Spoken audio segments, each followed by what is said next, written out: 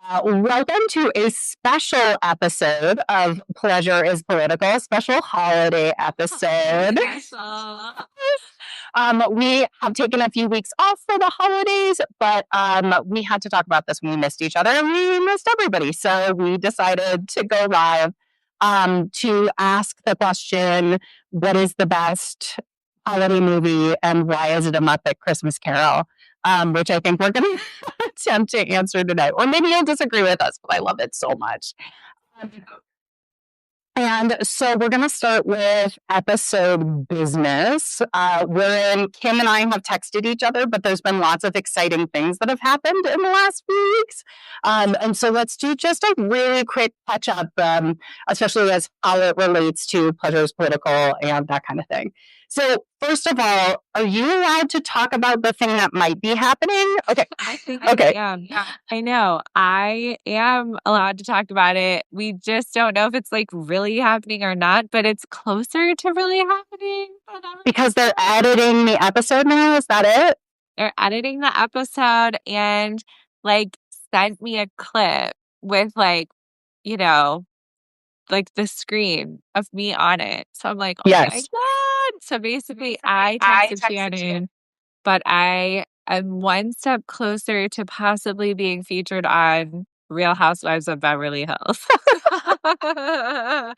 I Which is amazing. signed a release form that I'm allowed to be shown, which, I knew I'd filmed the scene, but since that other thing hadn't happened yet, I was like, okay, this is probably not going anywhere. But now it might actually go somewhere. That's so exciting. And to be clear, not as a housewife, but with a housewife. With a housewife, yeah, but not as a housewife, which does seem crucial to having an enjoyable experience. You don't have to fight with anybody. I know. Yeah, it's really actually, I feel like we could spend some time talking too about how what we're demonstrating and creating is actually like very different culturally than what most of the like women working together on a show that we have to choose from as narratives are doing. I feel like a lot of reality TV is based on sometimes a fake premise that then becomes real that like women must fight. And it's like, okay, do we have any other options? And also, the other thing that's true is I feel like some of the smartest people we know love the Real Housewives. Yeah. There is something about the gestalt of the Real Housewives that appeals to people. So it would be really fun to do. And like some of those women on those franchises are incredible too. I have come to know, I have not done a Housewives deep dive, but I have watched all 3 seasons of The Traitors, which features a ton of housewives. Interesting that would have pulled you in, even not being a Housewives fan, because that's like the only reason I'm interested in watching, because I know them. Yeah, but I'm fascinated by Phaedra, who's a mortician, and like, right. What? This is so fascinating to me. Yeah. Well, and it's really interesting. The housewife, who's my like point of entry, is in a little bit of a different situation, but it's been interesting to watch even before this, women seemingly use it, in a savvy way, being like, look, I'm gonna like get what I want out of this, including exposure, large business, write a book, and like Amanda, who's my friend who's on the show now, already has that something, but still is using it, as leverage. And she even showed me like, okay, this is the spike in my book sales from like the episode, and it's dramatic. It's amazing. Yeah, I'm sure it is. That's incredible. Yeah. Oh, there's like a kind of working within the system thing going on there that I think is fascinating. Yeah, like you think you're playing me, but I'm actually like playing you. Yeah, it's interesting. Totally. Which I feel like was always something that we found interesting about The Bachelor, which we would watch that together. It was like, okay, are they being used? Is it sort of both? I guess in a late stage capitalist patriarchy, it's always sort of both, but is it maybe more skewed on the side of like empowerment than we would have ever guessed? Maybe. And it would be really interesting when we come back in mid-January with guests to try to find somebody who would be really fun to talk to about this too, and do a whole episode around it. Yeah. Yeah. Maybe Katie. She's obsessed. That would be, yes, we could maybe do that. That's a really great idea. And like feminist comedy scholar. So okay, and no, that is us planning things we're excited about. True show business. Yes. My big news is that oh my gosh, last Wednesday, a week ago, no, gosh, it was yeah, okay, it was almost 2 weeks ago.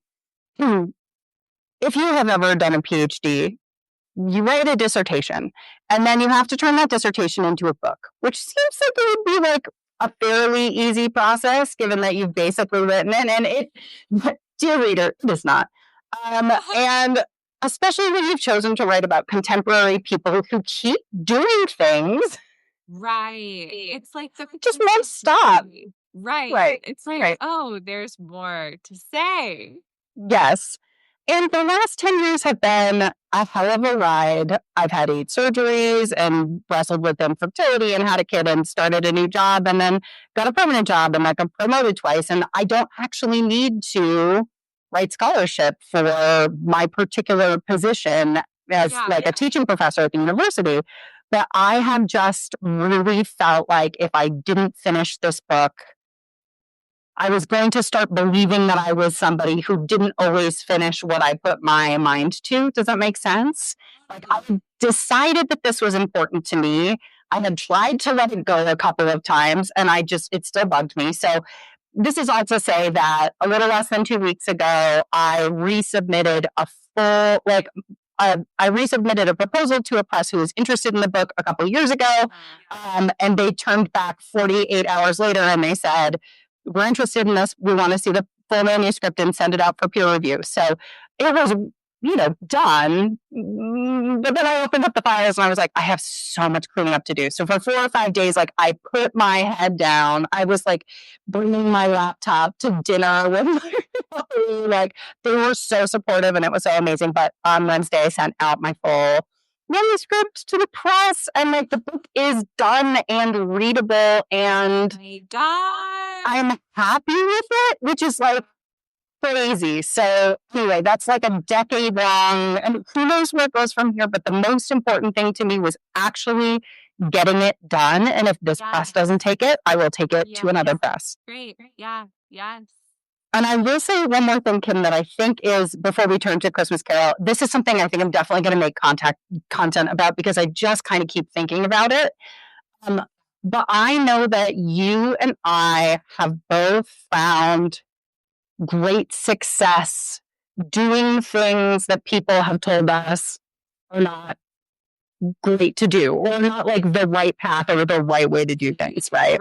Right. I really suspect that part of the manuscript, part of the turnaround there is that in my cover letter, I was able to say, I've been putting this stuff out there and, like people have been listening and here are some stats and like. It's a real conversation. Right. It does seem like there's an appetite to learn about these things. And I think that really helped, right? I will also say I didn't tell you this either, but our like mutual beloved advisor, Melanie McAllister, who is this like rock star scholar who is both like the most lovely person and completely intimidating because she's so incredible. Like wrote me a really lovely email too about social media stuff because I talked to one of her students and that kind of thing. So it's just funny, right? How you do these things and you're like, I assume people are going to feel a certain way about this. Yeah. And like maybe people are going to take me less seriously as a scholar if I've got like disco balls and, But a lot of that I think is in our head to some extent. Yes. I love that so much. I totally agree. And I've had such similar experiences where it's like, oh, like not only are you not judging. You think this is cool and you're into Yeah. it. Yeah. So if you're watching this, this is your sign to like do something that you know would make you happy without making up how other people are going to feel about it. I love that. Yeah. And like on the rare instance, and honestly, it's so rare that I hear about this, but when it does happen that someone does get negative feedback, even occasionally well meaning, but like, oh, maybe you shouldn't do that or whatever. I've just also found like eventually they come around too and are like, never mind, you were right. Sorry. Like, I'm so glad you didn't listen to me. Like, Right, it's right. a permission slip too, even for people who like maybe don't get it. Yes, yeah, yeah. As long as you are being kind and making the world a better place, which is my ham-fisted transition into A Christmas Carol. Did you also have a thought of like, everyone needs to watch this right now? I think my thought was a little more depressive than that, Kim, which is how is it that one of our foundational I thought texts, synopsis. Right. right, that is so beloved and so deep in our culture and is like the play that gets put on every Christmas, Yes. is Not so getting clear through. Not getting through. Like, about certain stuff? And people go and they watch it and they feel joy and they like the story and then they go home and act in the exact opposite way. right. Right. I have so many questions for you about like the Bible and money and this movie I and that too. Even like eugenics and like who deserves to like be alive. I was like, huh, we really need to be having this conversation. Like, what was that line of like, let them die and like reduce the oh my surplus God, the population. surplus. I was like, what is that S word? Yeah, the surplus population. I was like, oh my God, I feel like it's like ethics 101, but it is really missing. Yeah, what happened? And I'm thinking Yeah. a lot about like US aid, Yeah. right? I'm thinking Yeah. about, cutting the safety nets for Cutting people. SNAP, cutting at the holidays. It was like what, the day before Thanksgiving that people were like losing SNAP. It's like Ebenezer Scrooge playbook. Yeah. Yeah. And they're obviously part of my whole existence is about the power of storytelling and that kind of thing. But there are Yeah. moments, right, where Like, is this thing on? Storytelling is like not working. Come on, people. We need rules. and what I have to remember, right, is okay, this story didn't change everybody. It did Yeah. change me, Yeah. right? That's why we're here talking about it. Is it Right. did change my Right. Yeah, yeah, and even watching it, it was like, oh, yeah, like a reminder, this is what's important, this is what matters, and I was like, "Okay, I'm so glad to be watching it." So I think you're right, and it is interesting for the first time because now I'm watching it as an adult, watching it with these kind of, like, unique eyes. I'm, like, trying to understand Scrooge in a different way because it does seem like that's who, like, a lot of America voted for, and it's like, why is that? Like, what is the appeal even when, like, they're going through the deep dive of his childhood, and I was like, "Oh god, like, this really is, I mean, the textbook play of, like, how a lonely kid turns into, like, a lonely adult, but then it, like, ruins everyone else's lives." yeah. I don't yeah, and I both see the parallels, like, I was thinking about sort of tech bro morality a lot here too, this like Yeah. tech oligarchy people. Which Um, has such a eugenics vibe. I mean, and it's getting clearer and clearer how tied to white Yeah. nationalism, Right. I Right. mean, with JD Vance's speech the other day and all I mean, it was perfectly clear before. Let me back up. Right. It was very clear before, but more and more we're moving from dog whistles to just chat. Right. Like, we don't even need to hide it. It doesn't even need to be coded. Yeah. Right. And I just keep thinking, like, what if Scrooge in this movie had a community of other people too that were like, well, why shouldn't they die and decrease the surplus population? I mean, one of Right. the only things that got through to him, right, in Yeah. the movie was being shunned and seeing how people celebrated his death. And Yeah. so one of the things I was thinking about a lot in this movie, and one of the things I've been thinking about, I think, a lot just recently, is this idea of shaming, how we Mm. react to people who, Oh, interesting. right, who really have not just disagreements with us, but ethical positions that are noxious. Yeah. Um, Yeah. because now I feel like there are people who would be at Scrooge's funeral being like, he was so based or whatever, right? Um, God, that's such an interesting hiccup and like interesting point. And you're right. Like part of what is allowing a more Scrooge economy to like flourish is other kind of voices in power, like affirming, like, yeah, actually, this is how it should be. And it almost feels like the kind of thing that Charles Dickens would have been like, well, I didn't expect, I didn't take that into account. That it's right, like there would be more than one. And then also maybe even, okay, like help me think through like what is this phenomenon that it feels like people are like more inclined to imagine they could be the next billionaire than that they could be the next like homeless ratchets. Yep. neighbor on the street. And it's like, oh, I'm gonna like align my vote and my like political interest with this fantasy, even though I'm like so much closer to being a climate refugee. I'm like, no, I'm nowhere near being a billionaire. Right, right. I'm not getting invited into the bunker. Yeah. No. Right. They don't care about you. I mean, and to be honest, to sort of like go off the rails just a little bit, but it's like this is how I feel about all women. I'm like, they don't care about you. What are you?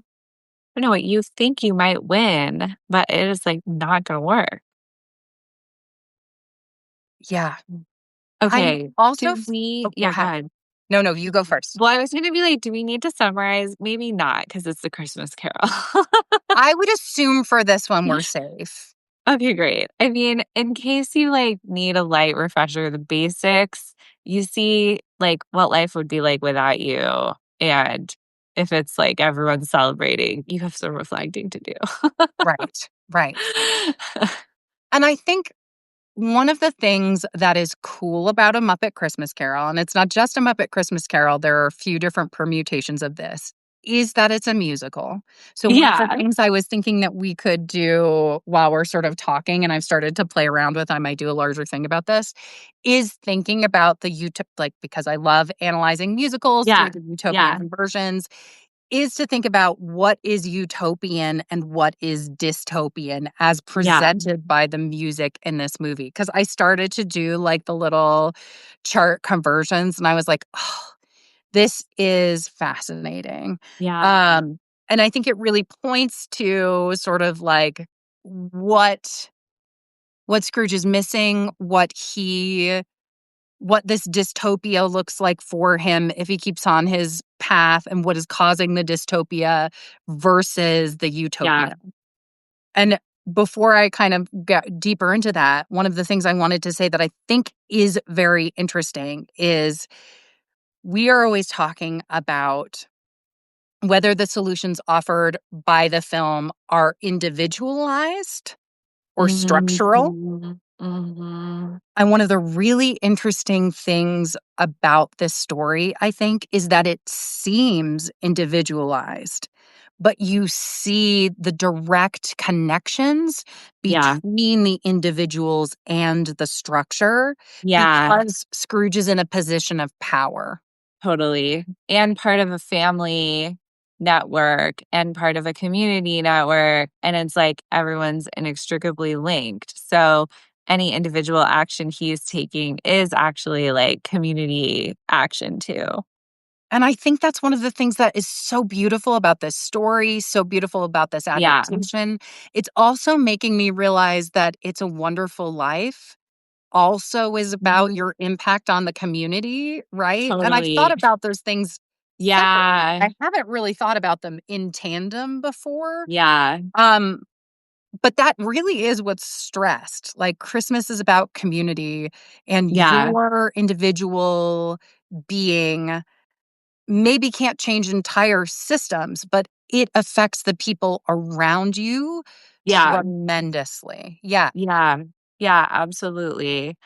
And then, I mean, it's so interesting that like Tiny Tim, especially like in Scrooge's view, is like really this linchpin that makes him realize, like, oh, maybe like worth isn't tied to how productive you can be or how useful you are, even like in a way how good you are. But like, of course, Tiny Tim's like the moral center, but still, it's like, oh, this kind of like creature that I might have dismissed as useless is actually like seemingly the most valuable. Yes. Okay, one of the things I wanna ask you about specifically is Mhm. religion and Tiny Tim Yeah, in this story. yeah, Because it's not just part of him being the moral center is this connection of, like, they go to church, and he says, "It will be so good for people to see me because they'll think about Jesus who made," you know, right. et cetera, et Miracles. cetera. Yeah, Right. Which, of course, now watching it, it's a little like, ooh, again, Tiny Tim can have value in and of himself, and he's not necessarily like, he's not object lesson he's only. sick, he's having, like, real health problems, but, Yeah. this idea that he has to be kind of fixed can be a little problematic, but yeah, can you talk to me a little bit about what you picked up from that? Because 'Cause I'm so curious. Yeah, I mean, it is so interesting. Yeah, I think that, like, some just unchecked assumptions that are almost nostalgic and sweet are like, "Ah, yes, church is good, and good people go there, and it's Christmas, and everyone should go to church," and it's like, "Okay, okay, okay." Like, actually, plenty of churches are where, like, eugenics were, like, preached from the pulpit and are subtly, like, woven through, like, all like, the messages anyway. Tiny Tim would have been, like, on his keister, but it is sweet that, he's kind of, like, meant to be this voice of everything gets used for good, even like, even me in this state, like, I could be, like, something that gives people hope, reminds people of the good in the world, of God, of miracles, like, I could be basically, like, the miracle in the making, and Yeah. so, like, that's kind of interesting, and then the fact that it would almost register as, like, okay, vulnerability. Okay, if we were to have, like, the tech bro Scrooge technocrat in one, like, version of philosophy, weakness is just, like, it's a hindrance, and it must be, like, expelled really, like, at all costs, and then I feel like my version of Christianity, or, like, what I think is actually, I mean, I guess everyone thinks their version is the true version, but what I think is, like, the truth is, like, vulnerability and weakness is just, like, part of, like, the collective, and you're, like, actually, like, supposed to just all take care of each other. It's like, yeah, if there's somebody in the midst who can't walk, like, you're supposed to help them, carry them. That's the idea. Not just like, okay, maybe they could be food or something, or like leave them for dead. Like, you're slowing us down.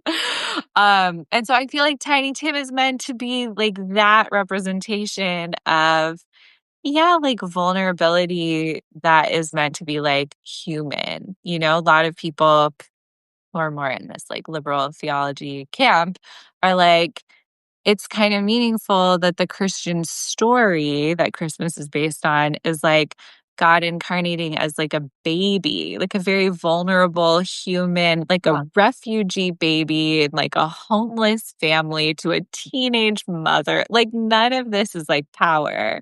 It's all so vulnerable and like would require so much like community care just to survive. So it's really, I mean, there's like possibility for collective liberation in that telling, and it doesn't have to mean, just like every man for himself, which seems like what Christian nationalism theology encourages instead. Yeah. I'm really fascinated I mean, now I just want to go deep on the cosmology of A Totally. Christmas Carol. Yeah, Um, but I'm also really interested in the idea that, like, of hell in this movie, if it exists. totally. It's apparently also prison, but Right. like, yeah, And it almost seems more like limbo than hell, yeah. right? Good point. Yeah. And he's scared of that, but what actually gets him to change his mind is Mm, not that he might be going to hell, but that he may have kind of like harmed his community yeah. in really big ways, and people are happy Yeah. he's dead, which Yeah. I also think is so interesting in terms of an outcome So true. that's meant to push somebody in an ethical direction. Yeah. Yeah. And it brings me back to sort of what is good and bad in this movie, and I would love to Yes. talk a little bit about I haven't done, like, a full analysis of this yet, but I would love to kind of talk about a few things. I have lyrics up on my Oh my laptop, and I God. have my list, so, To what? um Yes. Yes. yes, lyrics to a bunch of the different songs. Yeah. So, if you've never heard me talk about this before, one of my favorite pieces of cultural theory is Entertainment and Utopia by Richard Dyer, which talks about how musicals make emotional utopian conversions. So, the idea is musicals make you feel utopic rather than actually offering you a vision of utopia, though I kind of think this is starting to do both a little bit. Yeah. Like, there's Yeah. actually some societally prescriptive things here that I've been Yeah. noticing. But the 5 conversions that the musical makes are scarcity to abundance, which that one is we can A talk more little about that one in a minute. heavy handed. Yeah. Fragmentation to community, manipulation to transparency, dreariness to intensity, and exhaustion to energy. And I really feel like even just reading those plot-wise, you can see the Totally. progression from dystopic to utopic here. Um, 100%. but so much of the sort of most utopic songs in the musical are, I would argue, is it One More Sleep Till Christmas is the name of the song? I love it Yes. so much. So sweet. Um, and the Thankful Heart song at the end, right? Yeah. Yeah. Because that's where you go straight from you wanna talk about, like, dreariness to intensity, right? Totally. That's what we see on the screen. So, Yeah. literally, he goes from being in a graveyard Yeah. with death. Right. There's a child's grave. There everything is gray and black and cold and night. Yeah. And then all of a sudden he's alone. No one like, even though the spirit of Christmas Future is there, he won't talk or she won't talk or they won't talk. Right. Um, so you go from absolute kind of, like, isolation to him throwing himself into community immediately. Yeah. Um you have this manipulation, right, where he's only concerned about what people can do for him, right? Right. She's sort of being really transparent in, like, positive ways about what he wants to accomplish. He goes from being asleep essentially to being awake and running down the street, like, Yes. like in his dressing gown. Is that right? Does he even get changed? I'm not sure. Right. Um, and obviously, like, it just kind of and this idea of before he wouldn't give anybody anything, and now he's like go get the turkey. I'll give you Yeah. money. Here's my Yeah. donation. Yeah.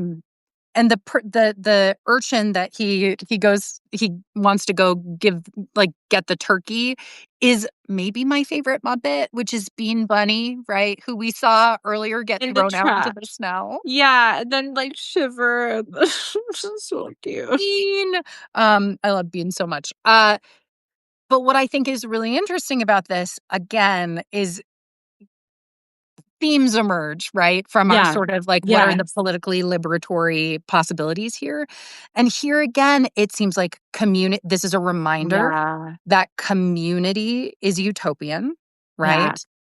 And thinking about this tension between, um, do we punish and ostracize people? Do we let them back Isolate. into the fold if they change their mind? What does this look like? This is Yeah. another example of a story. We don't just see Scrooge wake up and say, "Hey, Yeah. I feel differently now." And Right. everybody be like, "All is Right. forgiven." But we actually see him making reparations in multiple ways, right? Totally. He's Totally raising tangibly showing up and now like feeding everyone. Yes, Yeah. and making it up to the caroler by giving him money to go get Yeah. booze, making it up to the people who asked for donations earlier. And it's not Right. all money either, right? Like, he's Right. also like, "Fred, I'm gonna show up to your party," Yeah. right? I'm gonna be Um, there. yep, and giving the coal to the workers who were cold and, like, Yeah. that kind of thing. Yeah. So this idea of community and reparations, I think, really comes back here, like, Oh, oh my God. healing Yes. harm. Yeah. Yeah. Okay. Yes. It's so good. And that sense of like, um, even if you're doing it like for you, it also does actually matter because, like, even if he was sort of like, "Well, I don't wanna be remembered that way, I don't wanna be thought of that way, I feel bad." Like, "I don't wanna see anymore," is, like, something I know he says to every ghost. It's like, "Don't show me anymore, like, this is, like, painful for me."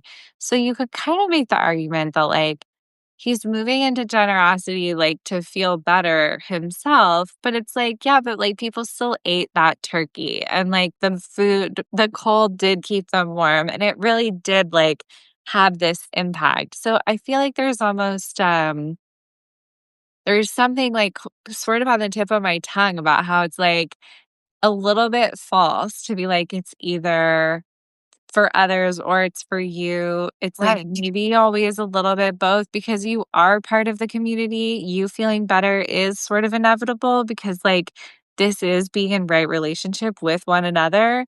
And like you feeling good is gonna also be part of what like they feel good about too. Yeah. Yeah. I'm also like, when you said that, I also felt like it kind of echoed Jesus, whatever you do for the least. That's what I was thinking too, but I was like, I think you talked about Jesus too much already, Kim. Yeah, I was gonna say the same thing. Like someone was hungry and you fed them. Somebody was cold and you gave them clothing. Like you did that for me. And it is kind of like, yeah, first of all, you look around our country and you're like, did you guys skip that part? I mean, there is so much in the Bible. You guys have no idea. They talk about taking care of the poor every 5 seconds. Not a single time do they mention so many of the other things that are this hang up for like a Christian agenda. And it's like, you know what? It's very clear in a very literal way about refugees, people who are hungry, people who have no citizenship. Like, it's so crazy. That part is so explicit. Yeah. Yeah. You're not supposed to deport them. That's like the shortcut. Or like cut off critical funding for people who are struggling. Yeah, it is so wild.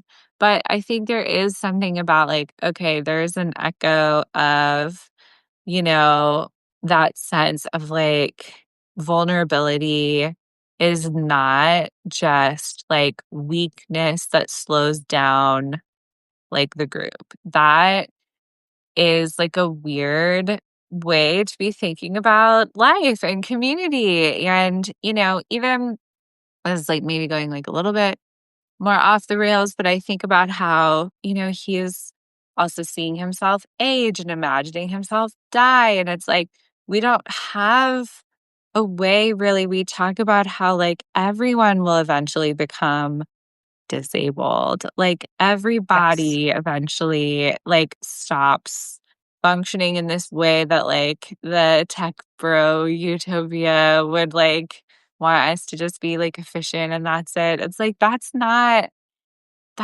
human life. Right. I have a baby. Like we start out so vulnerable, we become so vulnerable. Many of us are vulnerable in between in different parts too. And it's like that cannot be the enemy. Like, we're not Right. gonna be happy with the world we create if we think that way. Right. Yeah, Eric, memento mori, totally. Yeah.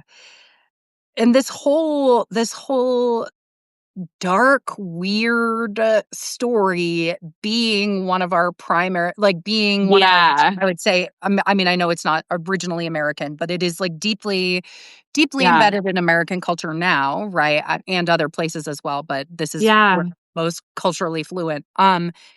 It's so weird and dark. And it is such a memento mori. It is like every Chris, and same thing with It's a Wonderful Life, right? Totally. Like, Totally. all of these movies are kind of like, you're gonna die. What did you do while you were here? Yeah. And I think that that is so interesting and beautiful and something that we don't always like acknowledge or look head on at Yeah. with Christmas. It's also really interesting, right, that Christmas and the winter solstice are so close Yeah. together.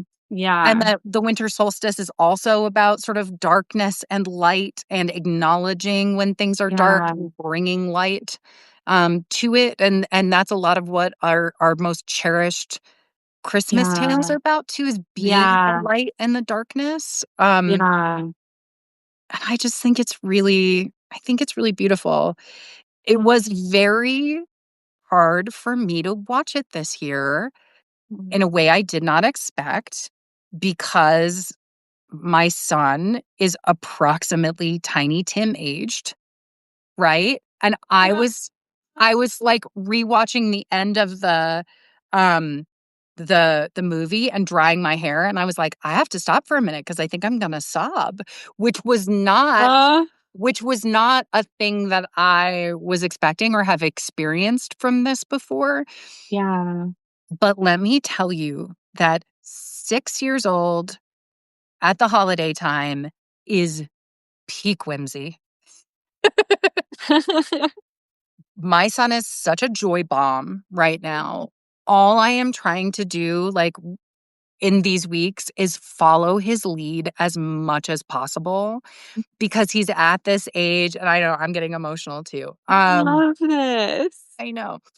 Kim and I have been friends for a long time. She saw me go through 5 years of infertility. All I wanted was to get to this point. Um, but he is both like, he's such a he's such a conscious person in the world.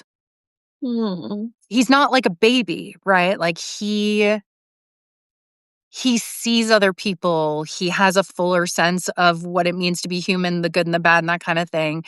And he's still just like leaning into this joy and excitement with this earnestness that is, oh my gosh, I'm just trying to like infuse myself with it as much Mm. as possible, because this season is so beautiful, you know? Um, Mm. and so it is really hard. Like, and I was thinking about the real life Tiny Tim parallels this time. It felt so live for me, in a way that it's, I've always cared about that aspect of the story, obviously, but it's like such a, like, watching this little joyous, caring being, interact with the world. Woof, it really got me this year. And I love that about great stories. I love Yeah. that these great stories that we grow up with, we can Yeah. watch them a bunch of different times, and they evolve with us in ways too, right? I mean, we're gonna have like different alchemy with these stories as we kind of keep revisiting them. through our lives. And So I think that that's true. really neat. That has come up. I love that you said that. And I totally agree. Like, even the fact that so far we've been picking movies that we've seen before and have had something to say about. So it was sort of like built in that it would be like, okay, we're looking at it now with fresh eyes, but we have Yeah. some idea of what this had meant to us in the past. And going forward, we may have things that our guests are choosing that we've never seen before, which will be a really interesting experience too. But Yeah. it is so cool to think and reflect on, like you just said, the ways that it was different this time to look at these cultural products and just like really reflect on both because like what this historical moment means to us and who we are now, how these things hit differently. And knowing that like we were going to talk about them together. So you might be thinking more about religion and I might be thinking more about genre or, these different things that like, it's like, oh, because we know we're going to be in conversation, they come out. But it is so true. It's like that's part of the beauty of this that like Yeah. storytelling is this mirror. Yeah. Yeah. That you sort of come to it and it comes to you and you meet it where you are Yeah. in this really interesting way. So what else Yes. stuck out to you this time around watching it? I mean, I remember like being struck by like the humor they've added in is like so cute and the pacing even at times. I was like, I will admit, my adult self at times was like, "Okay, like, get on with it, like, this bit is taking so long." But then remembering, like, "Oh, right, it's the Muppets." It's, like, not just for me, this is, like, also for kids. I love it. What about you? Yeah, I think the Tiny Tim stuff was really Yeah, that's huge. and just really paying attention to, you know, um what was presented as things that made people miserable and what was presented as Yeah, things that made people happy. And yeah, thinking once again about trying to use these stories as a tool, just yeah, really revisiting this idea that being in joyous community yeah, is transformative in a lot of different ways, right? yeah, Because it wasn't like Scrooge made everybody miserable. Scrooge certainly made everybody's lives harder, yeah, but people found joy and yeah, meaning with each other that Scrooge was not allowed to be a part of right, because right. he threatened that joy, right? Such a good point. Yeah, And that to me also feels like a real political yeah, allegory right now too, right? Where it's like yes. Scrooge did not break the Cratchit's spirits, Right. right? I mean, I'm with Miss Piggy. Toasting to Scrooge is bullshit. I like odious, poorly dressed, Yeah, yeah. hilarious. I'm with Piggy on that one. No, but it's Um, so true. It's such a good point to be like, joy persevered. Like, sorry. yes, and you know, you are not invited to this party if you are going to, Yeah.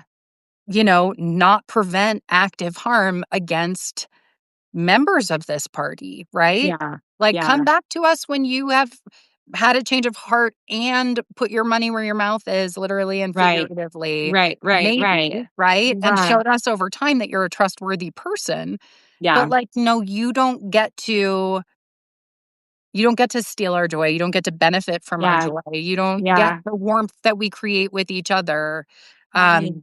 If you threaten sort of any part of this, you know? Yeah. Yeah. Kind of feels like how the Grinch stole Christmas, like realizing like, oh, like it actually is gonna be there either way. So like my options are to join or not be part of it, but like Christmas magic continues. Yeah. Yay, holiday Oh magic. my God. Yeah. Oh, I am so glad we watched this. Me And too. yeah, I feel like it was just such a great note to end the year on. Same. And guys, we are so excited to come back in mid-January to a lot of things are happening behind the scenes where we're talking to people who are going to come on as guests, people that we're really excited to talk to, who are going to talk to us about, pieces of culture that changed their lives. Yes. Some really cool people. So yeah, we're really looking forward to that. And there will be more about that in early January when we publish a calendar and that sort of thing. So good. I can't wait. Well, happy holidays, everybody who's watching. I hope that you are able to create some joy and warmth despite how difficult many things are. And we just, we appreciate you being here with us. So, all right. See you in the new year. See you in the new year. Bye, Bye. everyone.